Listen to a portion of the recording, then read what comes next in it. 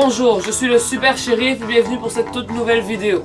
C'est le 1er décembre 2015 que le grand déploiement des tout nouveaux compteurs électriques communicants Linky a commencé dans toute la France. Et depuis, des tas de théories du complot sont arrivées.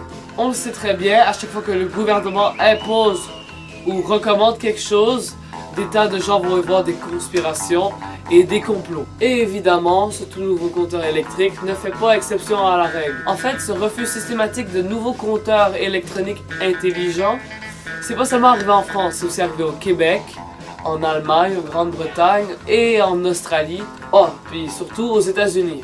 Alors, qu'en est-il vraiment? Est-ce que ces compteurs vous empoisonnent, vous espionnent ou même rendent votre facture plus salée à la fin du mois? C'est ce que nous allons voir maintenant. Sur les sites ou vidéos anti-compteurs Linky sur internet, on y trouve souvent le fait que ces compteurs créeraient des incendies, en tout cas plus que les anciens. Pourtant, ces affirmations ne sont appuyées de aucune vraie recherche ou analyse, parce que je dis bien aucun incendie n'a été directement lié au compteur Linky lui-même. Je m'explique. La cause des incendies est en fait une mauvaise pose du compteur. Et le même problème serait arrivé avec le précédent compteur électrique. C'est pas le compteur Linky lui-même qui cause les incendies, c'est la mauvaise pose de celui-ci par les techniciens. Ce que je viens de vous dire, c'est appuyé par le laboratoire indépendant Lavoué, qui a fait une étude sur les incendies causés par le nouveau compteur électrique Linky. Le laboratoire affirme que le risque d'incendie dû au nouveau compteur électrique communicant d'Enedis serait de très faible à infime. Il n'y a donc pas de raison de croire que ces nouveaux compteurs auraient plus tendance à brûler que les anciens. Oui, parce que les anciens compteurs pouvaient eux aussi brûler. C'est juste que les anti-Linky vont bien se garder de vous le dire. Tiens, par exemple, regardez cette vidéo d'un compteur électrique qui brûle.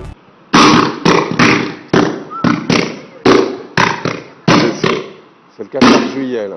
Si j'étais un anti-Linky, je mettrais tout simplement cette vidéo sur mon site. Je mettrais comme titre « Attention, les compteurs Linky brûlent ». Et voilà, le tour aurait été joué.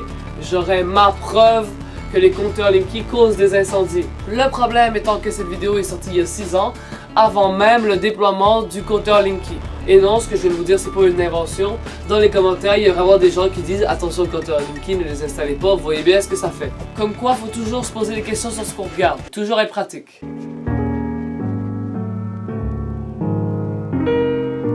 Je vais être très clair avec vous. Ceux qui vous font croire que les compteurs Linky sont dangereux pour votre santé sont soit des gens mal informés, soit des charlatans. Les gens contre les Linky soulignent le fait que ce seraient les ondes provenant du boîtier qui feraient du mal à notre santé.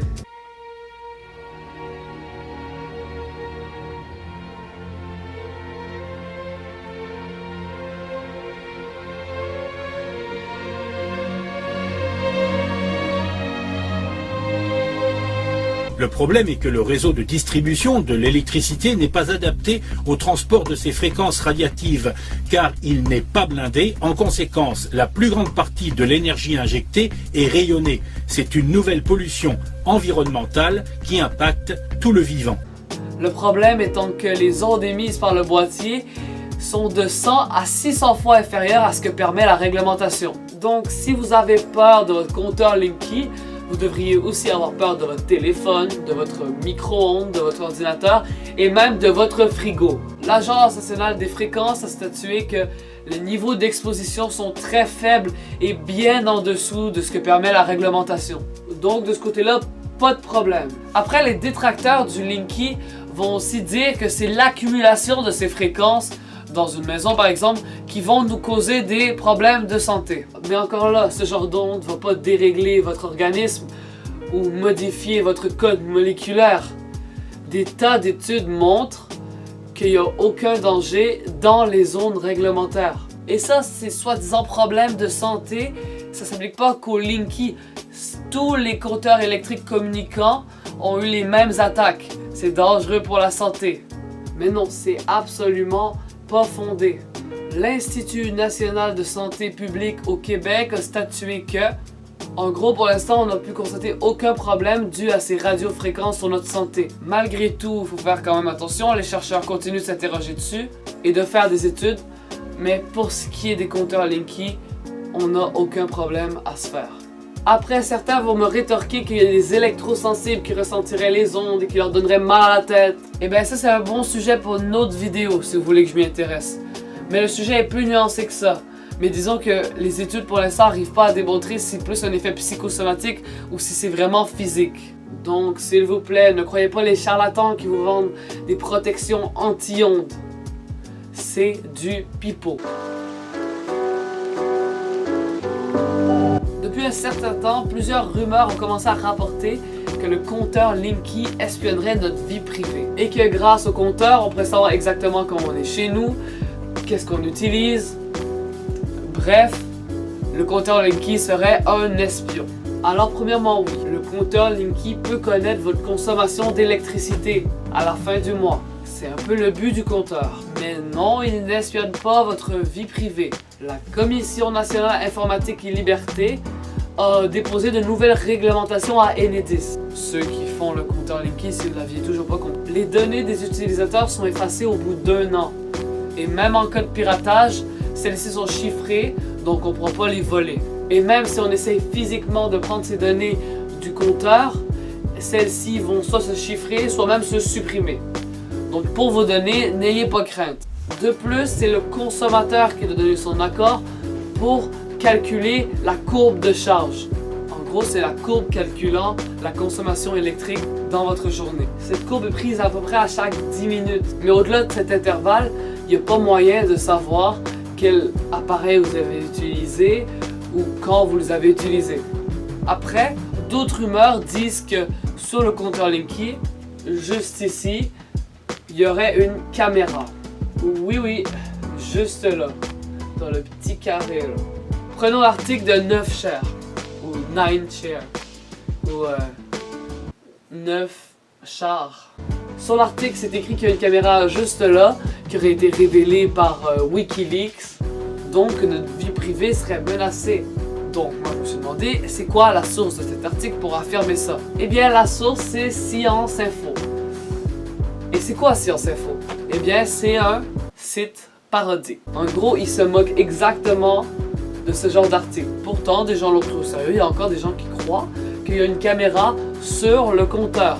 Bref, non, il n'y a pas de caméra parce que vraiment cette histoire a été inventée de toutes pièces par un site humoristique. Et deuxièmement, il y a des vidéos où ils démontent le compteur sur Internet et on voit bien que ce n'est pas une caméra, mais une petite diode. Donc voilà, pour votre vie privée, tout devrait être correct.